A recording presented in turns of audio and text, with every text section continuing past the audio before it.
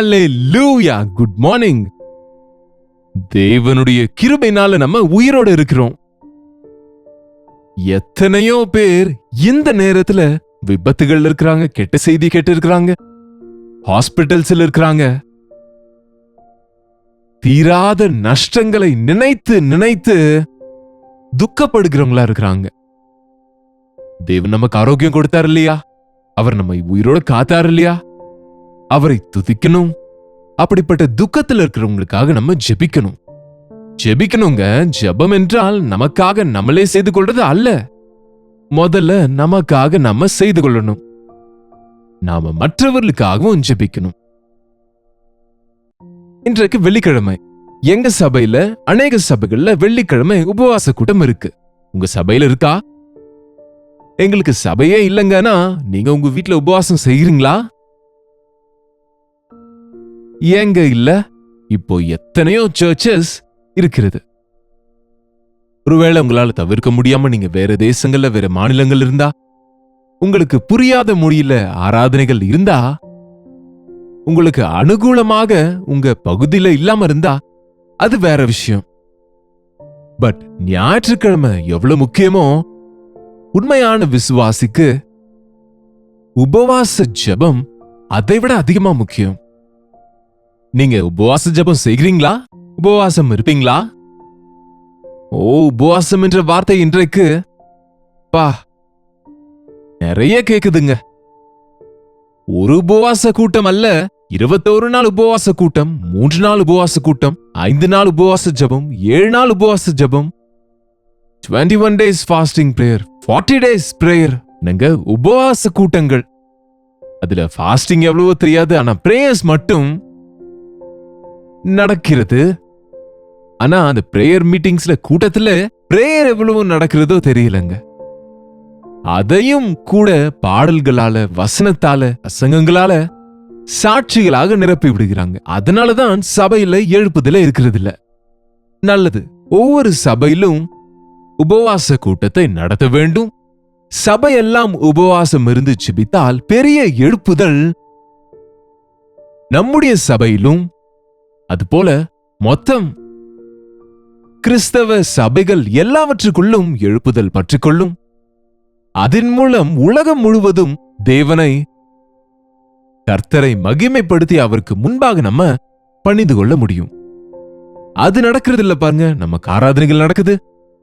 நம்ம எத்தனையோ வாஞ்சையோடு காரியங்களை தேவனுக்காக செய்து கொண்டு அதுவும் இதுவும் செய்கின்றோம். பட் பொறுமையா திருப்தியாக ஏசாண்டவர் பாதத்துல உட்கார்ந்து அவரை கெஞ்சுகிற, அவரோடு சொல்லிக் கொள்ளுகிற, அவருடைய உதவியை கேட்கிற ஜெபங்கள், நம்முடைய துக்கத்தை, வேதனை அவருக்கு முன்பு ஊற்றிக்கொண்டு செய்யக்கூடிய ஜெபங்கள் எத்தனை இருக்கு? ஏசாண்டவர் உபவாச ஜெபங்களுக்கு முக்கியத்துவம் கொடுத்தார். அவர் ஆண்டவராயிருக்கிற போதும், தெய்வமா இருந்தாலும், இந்த உலகத்துக்குள் வந்த போது, அவருடைய ஊழியத்தை தொடங்கும் முன்பு 40 நாட்கள் இரவும் பகலும் ஒன்றும் சாப்பிடாமல் உபவாசம் இருந்தார் என்று வேதம் சொல்லுது. சரீர இச்சை, கண்களின் இச்சை, ஜீவனத்தின் பெருமைகளை உபவாச ஜெபத்தின் மூலமாக அவர் ஜெயிப்பதை நம்ம பார்க்கிறோம். சாத்தான் சோதித்த போது, இந்த கற்களை அப்பங்களாக்கி சாப்பிடு, நீ தேவனுடைய குமாரன் அல்லவோ என்றபோது, மனுஷன் அப்பத்தினால் மாத்திரமல்ல, தேவனுடைய வாயிலிருந்து புறப்படும் ஒவ்வொரு வார்த்தையினாலும் பிழைப்பான் என்று பிசாசை எதிர்த்தார். உணவு ஆசையை ஜெயித்தார். பிசாசு ஒரு பெரிய மலையின் மீது கொண்டு சென்று அந்த பட்டணத்தை எல்லாம் காண்பித்து, ஜொலிக்கிற நகரங்களை எல்லாம் காண்பித்து, இந்த உலகத்தை எல்லாம் உனக்கு கொடுக்கிறேன், நீ எனக்கு முன்பு விழுந்து பணிந்து கொள் என்றால், உன் தேவனாகிய கர்த்தரை மாத்திரம் தொழுது கொள்ள வேண்டும் என்று பைபிள் சொல்லுகிறது. இந்த வேத வாக்கியங்கள் சொல்லுகிறது. பிசாசே எனக்கு பின்னாக போ என்று அதட்டினாருங்க. நான் ரத்தத்தை கொடுத்து இந்த உலகத்தை வாங்க போகிறேன், ரத்தத்தை சிந்தி ஆத்துமாக்களை சம்பாதிக்க போகிறேன். சாத்தானை பணிந்து கொண்டாலும் உலகம் உங்களுடையதாகுங்க. அவன் உலக அதிபதியா இருக்கிறான். எத்தனை பேர் இன்றைக்கு இயேசுவின் நாமத்தின் வல்லமையை உணராமல் குறுக்கு வழியிலே பெருமைகளை சம்பாதித்து, ஆஸ்திகளை சம்பாதித்துக் கொள்ளலாம் என்று நினைக்கிறாங்க. இயேசாண்டவர் கண்களின் இச்சையை ஜெயித்தார். அதன் பிறகு அவரை ஆலயத்தின் உச்சிக்கு கொண்டு சென்று சிகரத்தில் நிற்க வைத்து, இதோ குதி, நீ தேவகுமாரனா இருந்தால் குதி, உன் பாதத்திலே கல் இடராமல் தூதர்கள் தாங்கும் என்று வேதத்திலே எழுதியிருக்கிறதே. இயேசு கிறிஸ்து வேத வாக்கியத்தால் பிசாசை எதிர்த்தால் அவனும் வேதத்தை எடுத்துக்கொண்டு வருகிறான். எவ்வளோ தந்திரவாதியோ பாருங்க பிசாசு. அவனுக்கு தெரியுங்க பைபிள் ரெஃபரன்ஸ் எல்லாம்.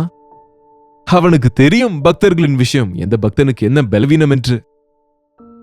அந்த பலவீனத்தை பிடித்துக் கொண்டு பக்தர்களையே தள்ளிவிட்டவன் அவன். தாவீதை வீழ்த்தினவன், சிம்சோனை வீழ்த்தினவன், சாலமோனையே வீழ்த்தி விட்டான் இல்லையாங்க. தாவீதின் பக்தி கூட எவ்வளவு பக்திமானா இருந்தாலும் விழுந்து விட்டான் சாத்தானின் அடிக்கு. சாலமோன் எவ்வளவு ஞானத்தை கொண்டிருந்தாலும் விழுந்து விட்டான் சாத்தானின் ஏவுதலுக்கு. சிம்சோன் எவ்வளவு பலவானா இருந்தாலும் வழி தவறி போனான். இன்றைக்கு நாம பிசாசு கொடுக்கிற ஆசீர்வாதங்களுக்காக, திடீரென்று வருகிற ஆசீர்வாதங்களுக்காக ஏங்க வேண்டியதில்லை. ஜெபத்திலே காத்திருந்து தேவன் ஏற்ற வேளையிலே கொடுக்கிற பதில்களுக்காக நியாயமாக நாம போராட வேண்டியவர்களா இருக்கிறோம் என்பதை உணர்ந்து பிசாசின் தந்திரங்களுக்கு இடம் கொடுக்க கூடாது. உன் பாதத்திலே கல்லிடராமல் காத்துக்கொள்வாரே குதி என்று நீர் தேவகுமாரன் அல்லவோ என்று பிசாசு ஏவின போது, நீங்க இந்த ஜீவனத்தின் பெருமை, ஆம் நான் தேவனுடைய குமாரன், ஆம் எனக்கு தேவனின் துணை இருக்கு என்கிற அகந்தை இல்லாமல் தேவனாகிய கர்த்தரை பரீட்சை பாராதிருப்பாயாக என்று சொல்லி பிசாசை எதிர்த்தாருங்க. உபவாச ஜபங்களாலே சரீர இச்சை, கண்களின் இச்சை, ஜீவனத்தின் பெருமைகளை எதிர்க்க முடியுங்க. நீங்க விசுவாசிகள் என்கிறீங்க, ஆலயத்துக்கு போகிறீங்க, அநேக முறை உபவாச கூட்டத்திலும் கலந்து கொள்கிறோம் என்கிறீங்க. அப்போ உங்க வாழ்க்கையில் உங்க சரீர விருப்பங்களை, மாம்ச இச்சைகளை, சரீர எண்ணங்களையும் ஜெயிக்க முடிகிறதா? விபச்சாரம் செய்யாதிருப்பாயாக என்ற வார்த்தை கேள்விப்பட்டிருக்கிறீர்கள். நான் உங்களுக்கு சொல்கிறேன், ஒரு ஸ்திரியை இச்சையோடு பார்க்கிற எவனும் அப்பொழுதே தன் இருதயத்தில் விபச்சாரம் செய்தாயிற்று என்று ஆண்டவர் சொன்னார் இல்லையா? என் எண்ணங்கள் பரிசுத்தமா இருக்குன்னு நீங்க சொல்ல முடியுமா? ஒருவேளை கூழுக்காக தன் சேஷ்டபுத்திர பாகத்தை விற்று போட்ட ஏசாவை போன்ற சீர்கெட்டவனாகிலும் விபச்சாரியாகிலும் உங்களுக்குள்ள இராதபடி பாருங்கள். உணவுக்காக அவசரப்பட்டு, பணத்துக்காக அவசரப்பட்டு மனசாட்சியை விற்கிறவங்க, மனசாட்சியை கெடுத்துக் கொள்ளுகிறவங்களாக சின்ன சோதனையை ஜெயிக்க முடியாதவங்களா இருக்கிறீங்களா? ஏதோ ஃப்ரெண்டு வற்புறுத்தினாங்கன்னு, ஏதோ சொந்தக்காரங்க தப்பா நினைப்பாங்கன்னு தேவன் வெறுக்கிறவர்களை செய்து கொண்டு அவங்களுக்கு நோய் என்று நீங்க சொல்ல முடியாம இருக்கிறீங்கன்னா, நீங்க சரீர ஆசைகளுக்கு, சரீர மனசுக்கு இடம் கொடுக்கிறீங்க. தன்னைத்தான் தாழ்த்துகிறவன் உயர்த்தப்படுவான், உயர்த்துகிறவன் தாழ்த்தப்படுவான். மனுஷர் உங்களை புகழும் போது உங்களுக்கு ஐயோ! மனுஷர் உங்களை நிந்தித்து துன்பப்படுத்தி உங்கள் மீது தீமையான மொழிகளை சொல்லும் போது நீங்கள் பாக்கியவான்கள். இப்பொழுது நகைக்கிற நீங்கள் நாளைக்கு துக்கப்படுவீர்கள், இப்பொழுது துக்கப்படுகிற நீங்களோ ஆறுதல் அடைவீர்கள் என்கிற தேவனுடைய வார்த்தையில கேட்டால்,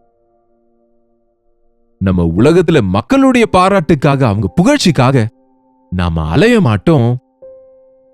தேவனின் பாராட்டை பெற வேண்டும் என்று, என் தேவனின் இடத்தை யாருக்கும் கொடுக்க மாட்டேன் என்று நிற்க முடியுங்க. இதெல்லாம் எப்படி சாத்தியம்? இந்த சரீரம் எப்பொழுதும் சாப்பாடு, கண்களின் இச்சை, சரீரத்தின் இச்சை, ஜீவன பெருமையோடு இருக்கு.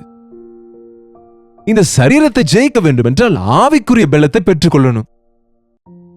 சரீரத்தை பட்டினி போடணும், ஆவியை போஷிக்கணும். நம்ம சரீரத்தை போஷிக்கிறோம், ஆவியை பட்டினி போடுகிறோம். தேவனோடு குறைவான நேரத்தை செலவிடுகிறோம். நாம உலகத்தோடு, உலக காரியங்களுக்காக நேரத்தை எல்லாம் வீணடிக்கிறோம். உபவாச ஜெபம் உன்னை நீ பிரித்தெடுப்பதற்காக.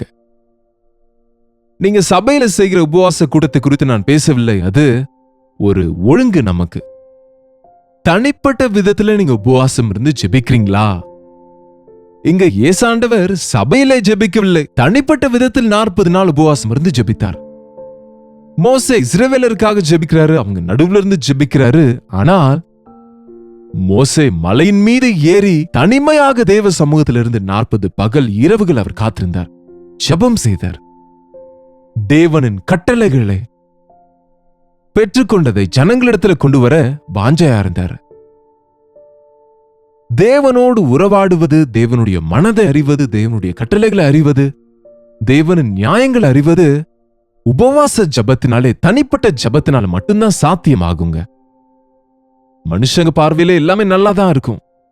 ஆனா தேவனுடைய பார்வையில எது நல்லது எது இல்லை என்பது நாம உணர வேண்டும் என்றால், எது அசுத்தமானதோ எது சுத்தமானதோ நம்ம அறிய வேண்டும் என்றால், தேவனோடு ஐக்கியமானவர்களாக உபவாசத்தினால மாத்திரம்தான் சாத்தியங்க. 9 பேர் சீஷர்கள் பிசாசு பிடித்தவனை விடுவிக்க எவ்வளவோ கஷ்டப்பட்டுட்டாங்க. ஆனால் அது போகல. ஆண்டவர் ஒரு வார்த்தை சொன்ன உடனே அந்த பிசாசு அவனை விட்டு போனது. மறுரூப மலையின் மேலிருந்து இறங்கி வந்தாரு உபவாச ஜபத்திற்கு பிறகு. சீஷர் வீட்டுக்கு போனதும் கேட்டாங்க, எங்களால ஏன் ஆண்டவரை துரத்த முடியவில்லை என்றால், ஆண்டவர் ஒரு வார்த்தை சொன்னார் பாருங்க. மார்க்கு சுவிசேஷம் 9ஆம் அதிகாரம், மார்க்குவின் சுவிசேஷம் 9ஆம் அதிகாரம் 29ஆம் வசனத்துல, அதற்கு அவர், இவ்வகை பிசாசு ஜபத்தினாலும் உபவாசத்தினாலுமே அன்றி மற்றெவ்விதத்தினாலும் புறப்பட்டு போகாது என்றார். ஜபத்தினாலே என்று சொன்ன பிறகு உபவாச ஜபத்தினாலே, ரெண்டுமே பாருங்க. உபவாச ஜபத்தினாலே, வெறும் உபவாசத்தினால ஒன்றும் நடக்காது. உலகத்துல கூட அநேகர் உபவாசம் இருக்கிறாங்க. ஒரு பொழுது என்பாங்க, தண்ணீர் கூட குடிக்க மாட்டாங்க, இன்னும் எதுவுமே சாப்பிடாம நாளெல்லாம் உபவாசம் என்பாங்க. உங்களை நீங்க கஷ்டப்படுத்திக் கொள்வது அல்ல உபவாசம் இருப்பது. உபவாசம் இருப்பது தேவனோடு கனெக்ட் ஆவதற்கு உபவாசத்தோடு கூட ஜெபம் வேண்டும். பாருங்க, உபவாசம் இல்லாத ஜெபத்தாலும் ஜெபம் இல்லாத உபவாசத்தாலும் பிரயோஜனம் இல்லை. உபவாச ஜெபத்தினால்தான் இப்படிப்பட்ட தீராத பிரச்சனைகள், பிசாசுகள் விடுவிக்கப்படும். ஒருவேளை உங்க வாழ்க்கையில் ஏதாவது தீராத பிரச்சனை இருக்கா? தீராத வியாதி இருக்கா? இது சரியாகாது என்கிறாங்களா? ஒரு குறைவு இருக்கா? உனக்கு பிள்ளைங்க பிறக்க மாட்டாங்க என்கிறாங்களா? ஒரு கோர்ட் கேஸ் இருக்கா? இது வாய்தா மேல வாய்தா போகுது, இதுக்கு ஒரு முடிவில்லை என்கிறாங்களா? உங்க வாழ்க்கையில் ஏதாவது கெட்ட பழக்கம் இருக்கா? ட்ரக் அடிக்ட் ஆயிட்டீங்களா? ஸ்மோக்கிங் அடிமை ஆயிட்டீங்களா? ட்ரிங்கிங் அடிமை ஆயிட்டீங்களா? கோவத்துக்கு அடிமையா இருக்கிறீங்களா? எனக்கு கோபம் போகிறதே இல்லைங்க, நான் இவ்வளவு முயற்சிக்கிறேன், என்னமோ செய்கிறேன், கோவப்படாம இருக்க முடியல என்கிறவங்க உபவாசம் இருந்து ஜெபிங்க. உங்க பலவீனங்களை தேவனுக்கு முன்பு வைத்து உபவாசம் இருந்து தேவனோடு மன்றாடினால் உங்க பலவீனத்திலிருந்து உங்களுக்கு ஜெயத்தை கொடுப்பாரு. என்ன உன்னுடைய பலவீனம்? ஆண்டவரை ஏற்றுக்கொண்ட, ஜெபத்துக்கு போகிற, பாடல்கள் பாடுகிற, வசனம் கேட்கிற, நீ கூட ஜெபிக்கிற, ஆனா கடைசியில் அந்த பலவீனத்துல மட்டும் விடுதலை இல்லை. உனக்கு இருக்கிற போராட்டத்துக்கு, அந்த தீராத பிரச்சனைக்கு முடிவில்லாம இருக்கு. அது போகணும்னா உபவாசத்தினாலும் ஜபத்தினாலும் உறுதியோட ஜெபித்து பாருங்க. நான் சொல்லி பார்த்துட்டுங்க, என் கணவன் மாறல, என் பிள்ளைங்க மாறல என்கிறவங்களுக்கு நான் சொல்லுகிற ஒரே வார்த்தை, ஜெபித்து சொல்லி பாருங்க. உபவாச ஜபத்திற்கு பிறகு நீங்க சொல்லுங்க, பரிசுத்த ஆவியானவர் உங்க இருதயத்துல கிரியை செய்வார். ஜபத்தினாலே, உபவாச ஜபத்தினாலே எல்லாமே சாத்தியம். உபவாசம் இருப்பதினாலே நீங்க சரீரத்துல குறைவுபடுகிறீங்க, ஆவியில பரிபூர்ணம் அடைறீங்க. கொஞ்ச நேரம் சரீரத்தை, உலகத்தை மறந்து போகிறீங்க. தேவனுக்குள்ள, தேவனுடைய அன்புக்குள்ள, தேவனுடைய சமூகத்துல இருக்கும்போது விசுவாசத்தால நீங்க நிரம்புறீங்க. விசுவாசத்தினாலே எல்லாமே சாத்தியமாகும். இன்றையிலிருந்து உங்க சர்ச்சஸ்ல உபவாச கூட்டத்துக்கு தவறாம கலந்து கொள்ளுங்க. அது மட்டுமல்ல, உங்களுக்கு நீங்க உபவாசத்துல வாரத்துக்கு ஒரு முறை அல்லது 2 முறை, ஒரு பொழுது குறைந்தது உபவாசம் இருந்து உங்களுக்காக நீங்க ஜெபித்து, உங்க வாழ்க்கையில வெற்றி இல்லாத காரியங்களிலே தனியாக நீங்க வனாந்திரத்துக்குள்ள போவீங்களோ, அறைக்குள்ள போவீங்களோ, உங்க மாடி மேல போவீங்களோ, வயலுக்குள்ள போவீங்களோ, மைதானத்துக்கு போவீங்களோ, தேவன் அவர் பிரசன்னத்துக்குள் யாரும் டிஸ்டர்ப் பண்ணாத இடத்துக்கு நீங்க போங்க. சில மணி நேரங்கள் உபவாசம் இருந்து ஜெபித்து பாருங்க, அற்புதங்கள் உங்க வாழ்க்கையில நடக்குங்க. இன்றைக்கு கல்வாரி சபையில உபவாசம் நடக்கிறது, நீங்க கலந்து கொள்ளுங்க. உபவாச கூட்டத்துல சபையாக கூடும்போது நமக்கு ஆப்பிடைட் வரும். நானும் உபவாசம் இருந்து ஜெபிக்க வேண்டும், இன்னும் ஜெபிக்கணும் என்ற வாஞ்சை உண்டாகும். 11 மணி, சில நேரம் 12 மணி ஆனாலும் ஒரு சிலர் அதன் பிறகு கூட ஜெபித்துக் கொண்டிருப்பாங்க. அதன் பிறகு கூட உங்க அறைக்குள்ள சென்று நீங்க தனியாக ஜெபித்தால் இத்தனை வருஷமா உங்களுக்கு கிடைக்காத நன்மைகள், நீங்க பெற முடியாத வெற்றி, உங்களுக்கு பதில் கிடைக்காத விஷயங்களுக்கு நிச்சயமாய் ஆண்டவர் பதில் கொடுப்பார். ஜெபிப்போம். பரிசுத்தரே, அன்புள்ள தகப்பனே, ஜெபத்தினாலும் உபவாசத்தினாலும் எல்லாமே சாத்தியம் என்று, பிசாசின் கட்டுகளை அறுக்க முடியும் என்று, பிசாசை நாங்கள் துரத்த முடியும் என்று, சோதனையை ஜெயிக்க முடியும் என்று, மாம்ச இச்சை, கண்களின் இச்சை, ஜீவனத்தின் பெருமைகளை ஜெயித்து ஜெய வீரர்களாய், பரிசுத்தர்களாய், பரலோகத்தின் அனுபவத்தை பூலோகத்திலே பெறும்படியாக, பரலோகத்தின் வல்லமையை பூலோகத்திலே இறக்கும்படியாக எங்களுக்கு உபவாச ஜெபங்களை கற்றுக் கொடுங்கப்பா. உபவாச ஜெபம் செய்வதற்கு உண்டாகிற தடைகளை எதிர்ப்பதற்கு முழங்கால் படியிட்டு ஜெபித்து, உபவாசம் இருந்து ஜெபித்து, அற்புத ஆச்சரிய காரியங்களை எங்கள் வாழ்க்கையிலும் என்னோடு ஜெபிக்கிறவர்கள் வாழ்க்கையிலும் பார்க்க நீர் உதவி செய்யும்படியாக இயேசுவின் நாமத்திலே ஜெபிக்கிறோம் பிதாவே, ஆமென். நம்முடைய பிதாவாகிய தேவனுடைய அன்பும், குமாரனாகிய இயேசு கிறிஸ்துவின் கிருபையும், பரிசுத்த ஆவியானவருடைய அந்யோன்யமும் ஐக்கியமும் கூடி வந்திருக்கிற நம் அனைவருக்கும் இப்பொழுதும் சதா காலமும் துணையாக இருப்பதாக, ஆமென். தேவனுக்கு ஸ்தோத்திரம். உங்களுடைய ஜெப குறிப்புகளை நீங்க 8939801234க்கு எங்களுக்கு அனுப்புங்க. எங்க உபவாச கூட்டத்துல உங்களுக்காகவும் நாங்க ஜெபிக்கிறோம். உங்க உபவாசத்துல எங்களை நினைத்துக் கொள்ளுங்க. ஒருவருக்காக ஒருவர் ஜெபிக்க சொல்லி தேவனுடைய வசனம் சொல்லுகிறதுனால நீங்க அங்கே நாங்க இங்கே ஜெபிக்கும் போது தேவன் நிச்சயமாய் தம்முடைய காரியத்தை செய்வாரு. அதே போல கர்த்தர் நன்மை செய்தால் அந்த விஷயத்தையும் தெரியப்படுத்துங்க. ஒரு வாட்ஸ்அப் மெசேஜ் மூலமா தெரியப்படுத்துங்க. கர்த்தருக்கு சித்தமானால் நாளைக்கு இதே அனுதின தியான நிகழ்ச்சியில காலை 7 மணிக்கு உங்களை மீண்டும் சந்திக்கிறேன். நீங்களும் மறக்காம ஒவ்வொருவரும் கலந்து கொள்ளுங்க. அதுவரை கர்த்தருடைய கிருபை உங்களுக்கு துணையாயிருப்பதாக.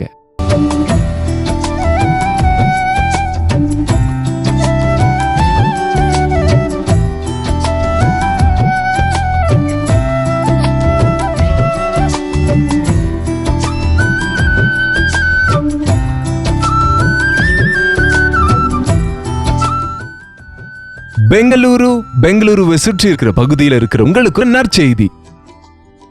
ஒவ்வொரு நாளும் தேவ வசனத்தை அநேக மொழிகளில் கேட்கிற உங்களை நேரடியாக பார்க்க வேண்டும் என்று, உங்களுக்காக தனிப்பட்ட விதத்தில் ஜெபிக்க வேண்டும் என்று பெங்களூரு வருகிறோம். பிப்ரவரி 16ஆம் தேதி அன்று மதியம் 2லிருந்து 5 வரை, மாலை 6லிருந்து 10 வரை 2 செஷன்ஸ் ஆக இது நடக்கும். உங்களை நேரடியாக சந்தித்து தனிப்பட்ட விதத்தில் ஜெபிக்க வேண்டும் என்று, தேவ வசனத்தை தியானித்து நம்ம எல்லாரும் சேர்ந்து தேவ சமூகத்தில் மகிழ வேண்டும் என்று இந்த ஒன் டே கெட் டுகெதரை ஏற்பாடு செய்கின்றோம். வாருங்கள், குடும்பமாக புறப்பட்டு வாங்க. கர்த்தரின் சமூகத்தில் நம்ம எல்லாரும் சேர்ந்து அவர் வசனத்தை தியானிப்போம், அவரை ஆராதிப்போம். மிக முக்கியமாக உங்க சாட்சிகளை கேட்க, உங்களுக்காக ஜெபிக்க நான் எவ்வளவோ ஆசையோடு இருக்கிறேன். சோசியல் மீடியா மூலம், தொலைக்காட்சி மூலம் வசனத்தை கேட்கும் உங்களை நேரடியாக சந்தித்து பலப்படுத்த வாஞ்சையாக இருக்கிறோம். தவறாம வாருங்கள். 2லிருந்து 5 வரை, மாலை 6லிருந்து 10 வரை பெங்களூருவிலே ஹட்சன் கம்யூனிட்டி சென்டரில் CSI காம்பவுண்டில் இந்த ஒன் டே கெட் டுகெதர் நடைபெறுகிறது. மேலும் விவரங்கள் வேண்டுமென்றால் 8939801234 என்கிற நம்பருக்கு ஒரு டெக்ஸ்ட் பண்ணுங்க. இங்க ஸ்கிரீன்ல உங்களுக்கு தெரிகிற நம்பருக்கு ஒரு வாட்ஸ்அப் மெசேஜ் அனுப்புங்க. லிங்க் உங்களுக்கு அனுப்புவார்கள். தவறாமல் கலந்து கொள்ளுங்க.